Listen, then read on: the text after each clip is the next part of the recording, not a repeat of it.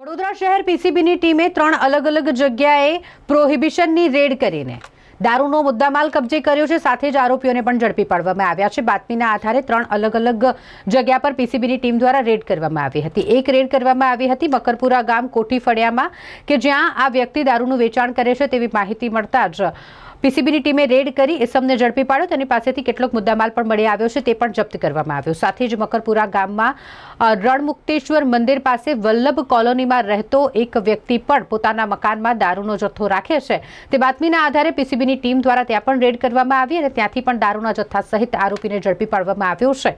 અન્ય એક રેડ કરવામાં આવી હતી તરસાલી અયોધ્યા ટાઉનશીપની બાજુમાં ખુલ્લા મેદાનમાં એક ઇસમ દ્વારા દારૂનું વેચાણ કરવામાં આવે છે તે બાતમીના આધારે અને જ્યાંથી પણ એક સફળ રેડ અંતર્ગત પીસીબીની ટીમ દ્વારા આરોપી સહિત મુદ્દામાલ કબજે કરવામાં આવ્યો છે।